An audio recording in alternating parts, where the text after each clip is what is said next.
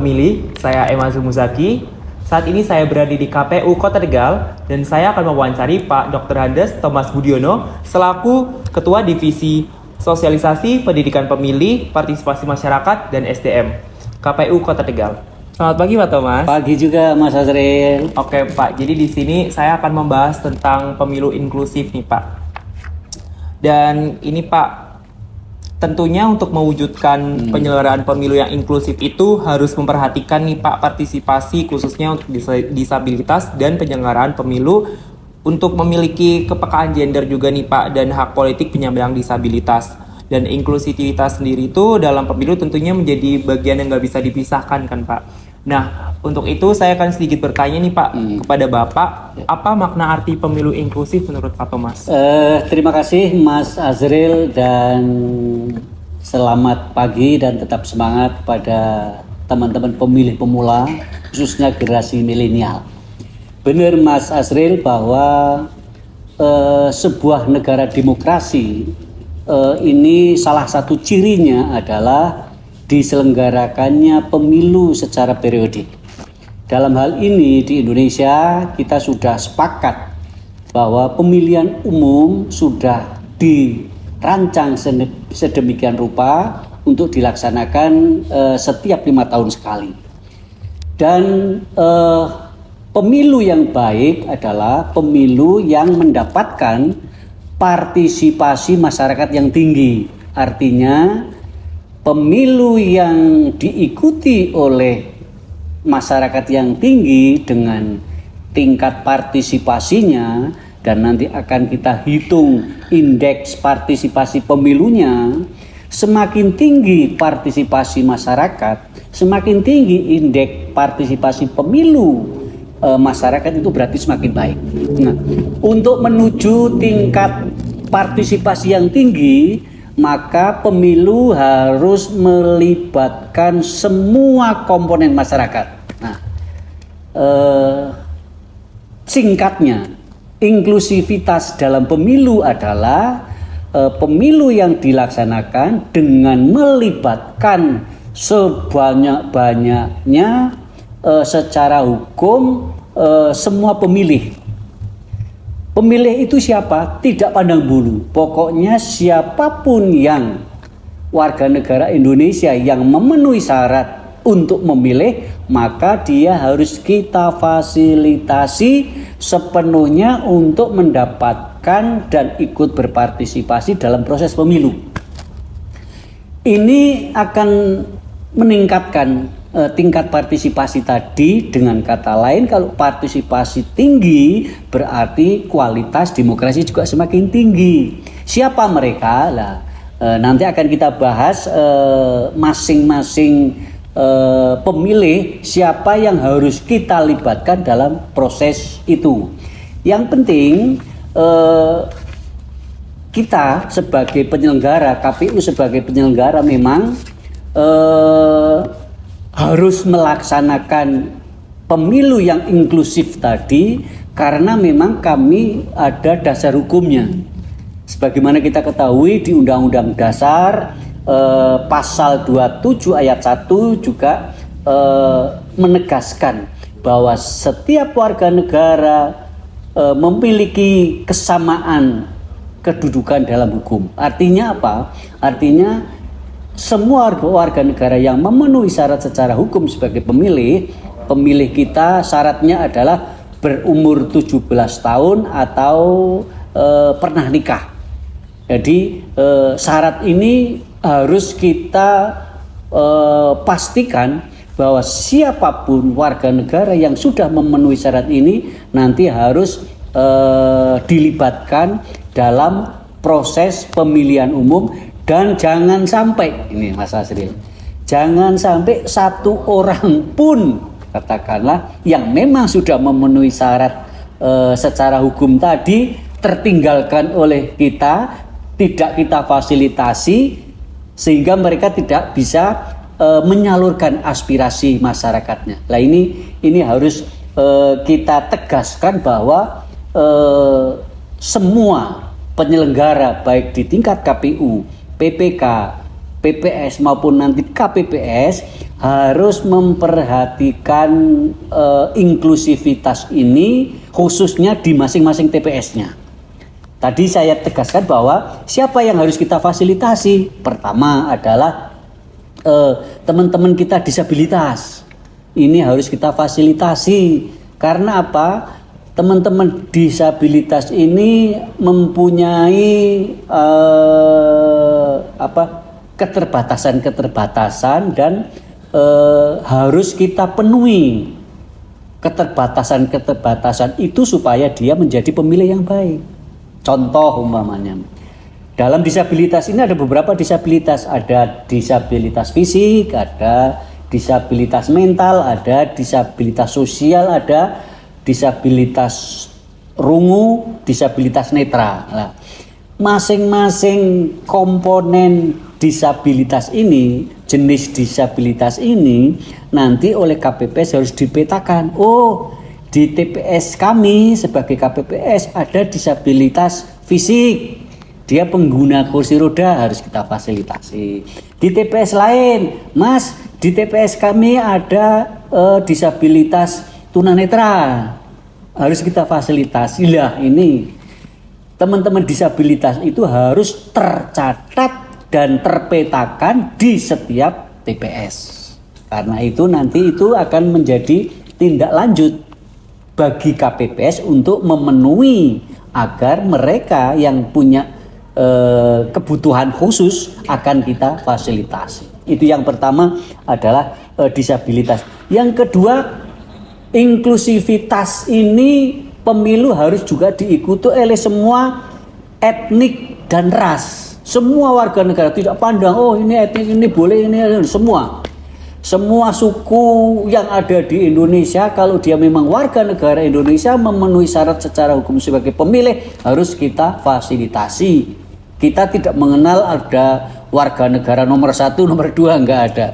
Semua warga negara adalah sama kalau memang dia memenuhi syarat sebagai pemilih. Itu yang kedua. Yang ketiga, inklusivitas dalam gender. Tidak ada bedanya antara laki-laki dan perempuan, antara pria dan wanita, tidak ada. Kita satu orang ya satu suara. Apakah itu perempuan atau laki-laki itu sama. Bahkan untuk Indonesia ada semacam dorongan agar gender khususnya perempuan itu ditingkatkan tingkat partisipasinya dalam pemilu.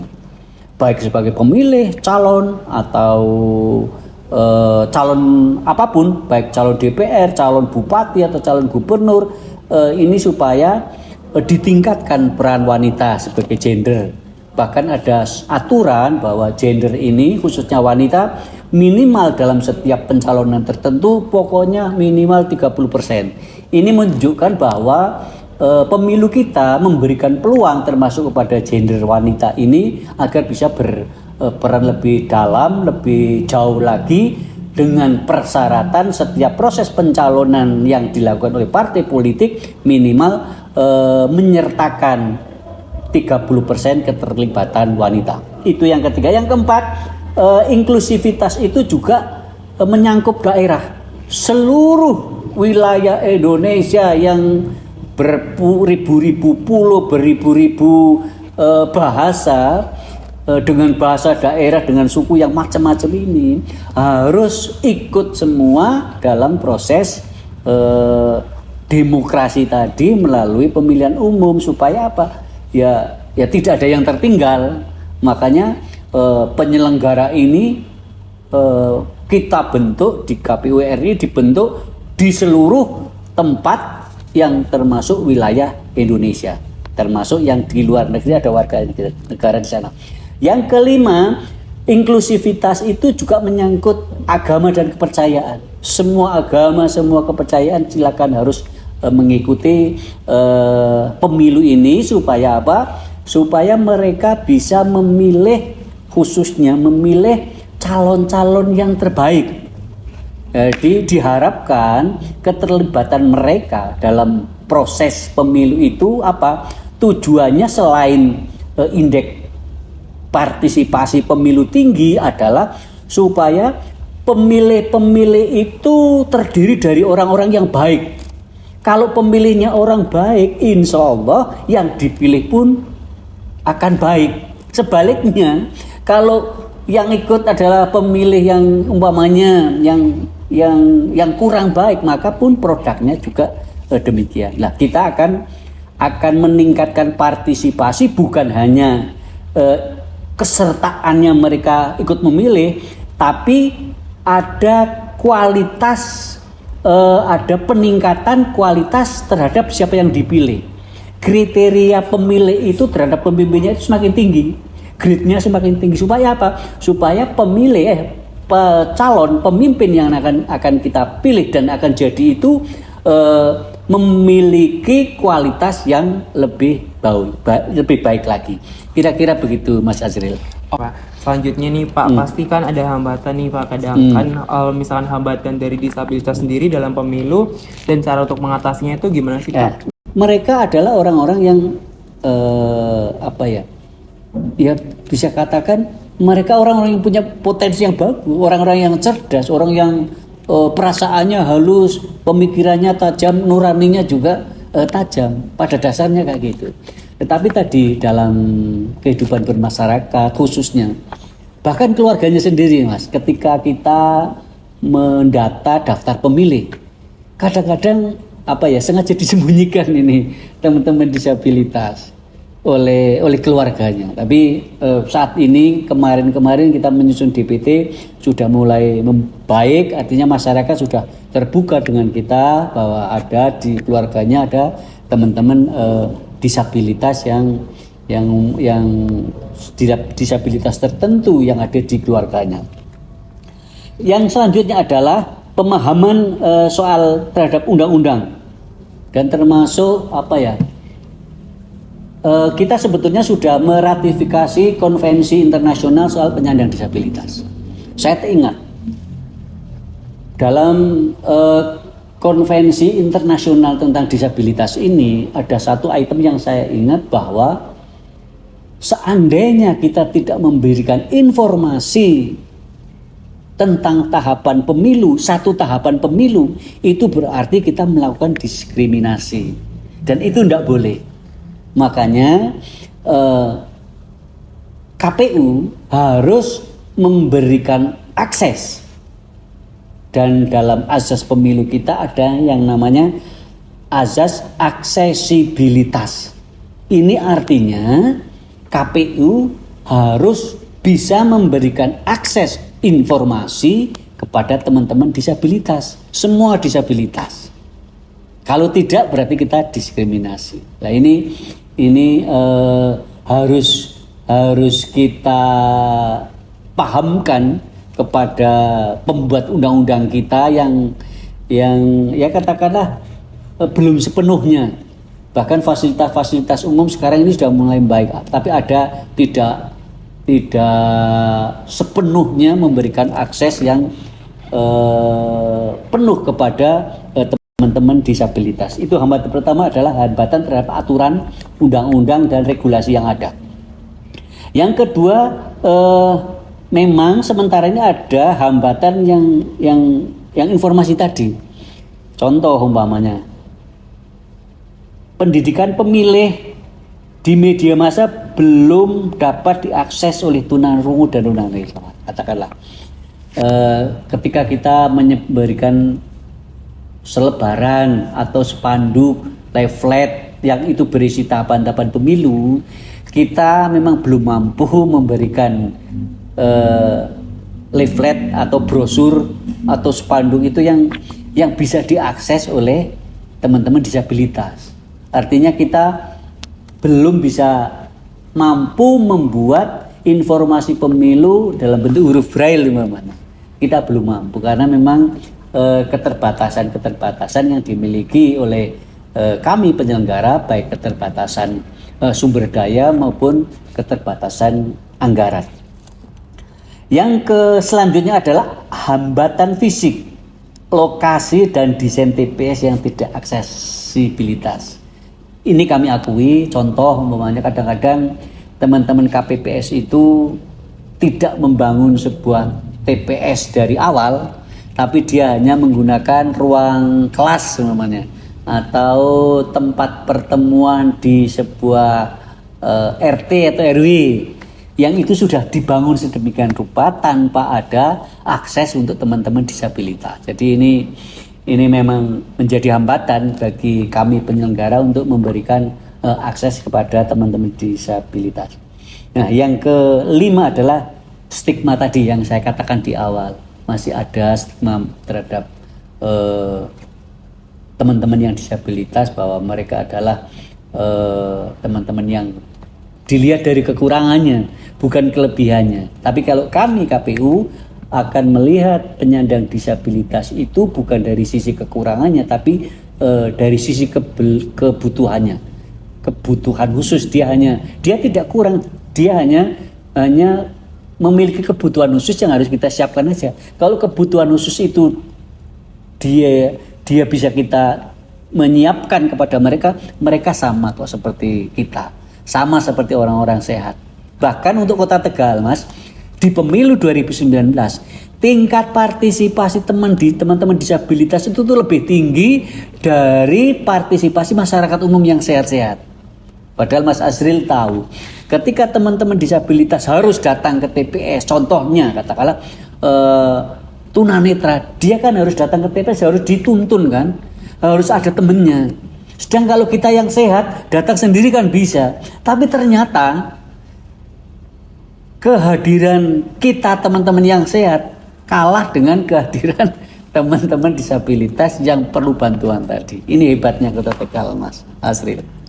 Iya, keren sekali itu. Nah, pastinya itu ini nih Pak Thomas sendiri pasti punya harapan nih untuk mewujudkan pemilu yang inklusif di Kota Tegal khususnya. Nah, menurut Pak Thomas itu harapannya itu gimana sih? Nah tadi harapan kita memang pemilu kita ke depan adalah sebuah ajang pesta. Yang namanya pesta, semua harus senang, gembira. Semua harus berpartisipasi, semua harus terlibat. Jadi pemilu kita di 2024 itu pemilu yang kita jadikan sebagai sarana integrasi bangsa. Di lingkungan kita adalah sarana integrasi masyarakat. Pemilu bukan hal yang menakutkan. Pemilu tidak kita artikan akan terjadi perpecahan dalam masyarakat. Oh, ini kelompok ini kelompok ini pendukung ini pendukung ini. Tidak begitu. Harus kita lihat yang namanya pemilu, termasuk pemilihnya, adalah sebuah taman yang bunganya berwarna-warni. Nah, karena kita menganggap pemilih, calon, pendukung, tim kampanye adalah terdiri dari berbagai warna, maka akan kita lihat warna-warna itu saling melengkapi. Seperti tadi, bunga-bunga di taman yang berwarna-warni ternyata keindahannya jauh lebih harmoni daripada sebuah taman yang warnanya hanya 1-2 warna. Nah, ini harapan ke depan kita adalah menjadikan pemilu ini berwarna-warni, indah, dan saling menghargai satu sama lain. Tidak ada saling hina, tidak ada saling menjelekkan, tidak ada black campaigns, tidak ada kampanye hitam, tidak ada merasa hebat dengan cara menjelek-jelekan orang lain, tidak ada. Karena apa tadi? Kita akan menganggap pemilu itu sebagai sarana integrasi bangsa dan kita stop. Perbedaan adalah keniscayaan, perbedaan adalah hal real yang harus kita hargai bersama-sama. Pendapat orang harus kita hargai sebagaimana orang itu menghargai perbedaan pendapat kita. Jangan dikonfrontasikan. Kamu kelompok ini, saya kelompok tidak. Kita adalah sudah banyak diajari oleh kewilayahan kita Indonesia. kita terdiri dari ribuan pulau, Mas. Kita terdiri dari ribuan suku bangsa, bahasa. Toh kita bisa bersatu dalam satu negara kita. Sementara di negara lain ada yang satu suku, satu negara, satu bahasa, mereka bisa berpecah belah. Kita banyak belajar dari keragaman-keragaman itu, dan ternyata tadi keragaman itu adalah sebuah keindahan, sebuah potensi di mana kita bisa hidup bersama secara rukun dan damai. Kira-kira begitu, Mas Asril. Oke, dan demikian yang bisa saya simpulkan nih Pak, berarti dengan pemilu inklusif itu berarti pemilu yang diselenggarakan dengan memberikan kesempatan nih seluas-luasnya kepada semua warga negara yang telah berhak memilih tanpa melihat suku, agama, budaya, jenis kelamin, penyandang disabilitas, status sosial, dan lainnya. Tepat sekali. Jadi memang itu adanya, dan seandainya secara teknis dia harus pindah memilih, dia harus bekerja di luar daerah, atau dia harus tugas belajar ke luar daerah, itu kami sudah menyiapkan caranya bagaimana dia bisa memilih di tempat-tempat yang jauh dari lokasi tempat domisilinya. Jadi kita sudah menyiapkan itu. Pokoknya setiap warga negara yang memenuhi syarat sebagai pemilih harus kita fasilitasi bisa memilih. Itu saya kira, Mas Asril. Oke, siap. Terima kasih Pak Thomas Sama-sama. atas waktu, ilmu, dan kesempatan juga. Dan buat teman-teman pemilih, jangan lupa like, komen, dan subscribe ya. Sekian, terima kasih Pak Thomas. Terima Sampai kasih. jumpa.